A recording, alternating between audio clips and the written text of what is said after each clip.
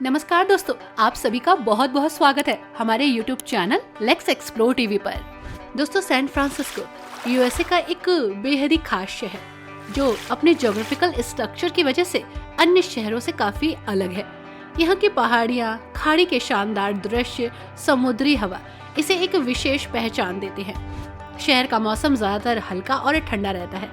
गर्मियों में भी यहाँ का तापमान अन्य शहरों के मुकाबले काफी कम होता है और धुंध यानी कि फॉग सैन फ्रांसिस्को की एक खासियत है जो गोल्डन गेट ब्रिज के चारों ओर एक बेहतरीन मनमोहक दृश्य बनाती है। सैन फ्रांसिस्को सिलिकॉन वैली के नजदीक है और इसे आधुनिक टेक्नोलॉजी और इनोवेशन का केंद्र भी माना जाता है। गूगल, फेसबुक और एप्पल जैसी कंपनियां इसके आसपास हैं। सैन फ्रांसिस्को के पूर्व पश्चिम में स्थित दुनिया की सबसे टेढ़ी मेढ़ी सड़क आपको यहीं मिलेगी, द लोम्बार्ड स्ट्रीट। ये 8 हेयरपिन मोड़ और एक ब्लॉक सेक्शन के साथ खड़ी होने के लिए प्रसिद्ध है। ये रूसी पहाड़ी पड़ोस में स्थित है और हर साल लगभग 2 मिलियन यहाँ लोग आते हैं इसको एक्सप्लोर करने। अगर बात इतिहास की होती है तो इतिहास के शौकीनों के लिए यहाँ बहुत कुछ है। सैन फ्रांसिस्को में आपके लिए क्या क्या है ये तो हम आपको बताएंगे ही। यहाँ अनुभवों और नजारों की कोई कमी नहीं है। ये शहर 200 से ज्यादा ऐतिहासिक इमारतों, 11 ऐतिहासिक जिलों और 14,000 विक्टोरियन घरों का घर है। शहर का नाम हमेशा से दोस्तों सैन फ्रांसिस्को नहीं था। 1776 में स्थापित सैन फ्रांसिस्को शहर का नाम 1886 तक ऐसा नहीं रखा गया। नाम बदलने से पहले शहर को येरबा बुएना के नाम से जाना जाता था, जिसका स्पेनिश मतलब होता है अच्छी जड़ी बूटियां। शहर को अपना मूल नाम जंगली पुदीने से मिला जो उन क्षेत्रों के आसपास उगते थे जहां पहले यूरोपियन बसने वालों ने अपने तंबू गाड़े थे। 7 मिलियन से ज्यादा लोगों की आबादी होने के बावजूद दोस्तों ये शहर वास्तव में काफी छोटा है। लंबाई चौड़ाई दोनों में सिर्फ 7 मील की दूरी पर है। वैसे इसके छोटे आकार की वजह से यात्रियों को बहुत ही फायदा होता है, क्योंकि छोटा होने की वजह से इसको आप जल्दी और अच्छे तरीके से एक्सप्लोर कर पाते हैं। ये कोई नई बात नहीं है दोस्तों कि सैन फ्रांसिस्को एक पहाड़ी शहर है। हालांकि आपको ये जानकर आश्चर्य हो सकता है कि ये शहर 50 से ज्यादा पहाड़ियों पर बना है, जबकि कई लोगों का मानना है कि ये शहर सिर्फ 7 या 9 पहाड़ियों से बना है। लेकिन असल में 50 पहाड़ियों से ज्यादा नाम वाली पहाड़ियां यहाँ पर हैं। इनमें से कुछ सबसे मशहूर है रशियन हिल, नोब हिल और टेलीग्राफ हिल और ट्विन पिक्स, जबकि दूसरी कम मशहूर पहाड़ियों में भी यहाँ पर नज़ारे खूबसूरत हैं। दोस्तों, 1902 में इस शहर ने बहुत ही इम्पोर्टेंट एक निर्णय लिया और इस निर्णय ने सभी को हैरान कर दिया। निर्णय ये था कि सैन फ्रांसिस्को शहर की सीमा के अंदर किसी को भी दफनाने की इजाजत नहीं होगी। इसको लेकर मतदान किया गया।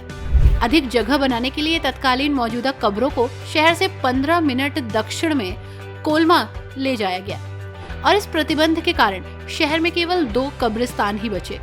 एक मिशन सैन फ्रांसिस्को डी असिस के पीछे और दूसरा प्रिंसिडियो में राष्ट्रीय कब्रिस्तान। सुनने में भले ही आपको अजीब लगे, लेकिन सीरियसली शहर के अंदर कोई भी कब्रिस्तान ऐसा नहीं बचा जहां पर आम इंसान को दफनाया जा सके। इसी के साथ दोस्तों आपको जानकर आश्चर्य होगा और शायद आपको यकीन भी ना हो, लेकिन सैन फ्रांसिस्को का अपना कोहरा है, मीन फॉग। इसका नाम है कार्ल। वे इसे सालों से कार्ल कहते आ रहे हैं। स्थानीय लोग कोहरे के लिए इस नाम का इस्तेमाल करते हैं। इसकी उत्पत्ति अभी भी स्पष्ट नहीं है। कई लोगों का मानना है कि ये 2003 में आई बिग फिश मूवी से आया है। मूवी में कार्ल नाम का एक विशालकाय व्यक्ति था। कई अन्य लोगों का मानना है कि ये कई दशकों से कार्ल है। आज कार्ल का एक इंस्टाग्राम पेज भी है जिसके हजारों फॉलोअर्स हैं। ऐसा सिर्फ सैन फ्रांसिस्को में ही हो सकता है जहाँ पर लोग फॉग को कार्ल कहते हो और किसी शहर का अपना खुद का पर्सनल फॉग हो। एक इन्वेंशन यहाँ बहुत ही मजेदार हुआ जिसके लिए तो आपको भी इस शहर को थैंक यू बोलना पड़ेगा, लाइक ब्लू डेनिम जीन्स। जी हाँ दोस्तों, ब्लू डेनिम जीन्स का आविष्कार यही हुआ। जैकब डेविस और लेवी स्ट्रॉस ने नीली डेनिम जीन्स का आविष्कार किया। ये गोल्ड रश का समय था और खनिकों को काम करने के लिए कुछ मजबूत और कंफर्टेबल कपड़ों की जरूरत थी। इस दौरान स्ट्रॉस कई श्रमिकों से मिले जिसके कारण नीली डेनिम जीन्स की खोज हुई और इस युग की शुरुआत हो गई।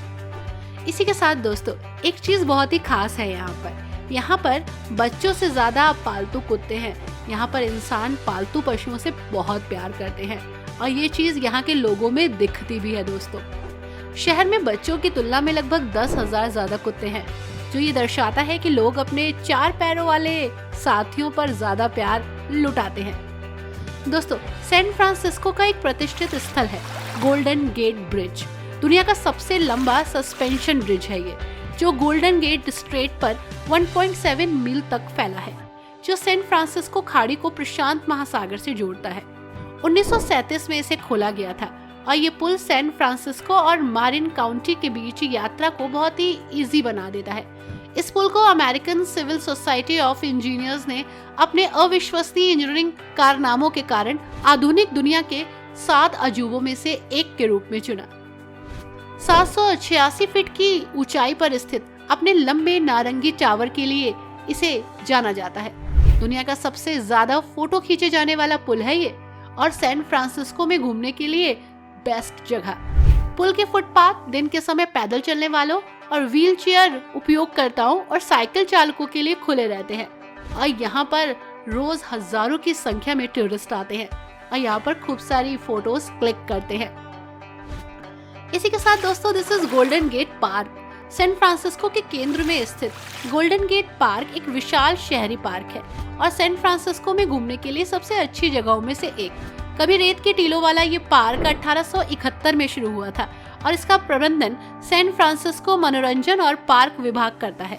1000 एकड़ से ज्यादा क्षेत्र में फैले इस पार्क में पैदल चलने के रास्ते बने हैं, साइकिल चलाने के अलग रास्ते हैं, 7500 से ज्यादा पौधों की प्रजातियां हैं, वनस्पति उद्यान है, कई झीलें हैं, तमाम रास्ते हैं और हाँ, बहुत सारे बाड़े भी हैं। मुख्य आकर्षण यहाँ पर डे यंग म्यूजियम है, स्टीन हार्ट एक्वेरियम है, साथ ही California Academy of Science museum है, जापानी चाय का मजा भी ले सकते हैं, साथ ही यहाँ पर वनस्पति उद्यान में घूम सकते हैं।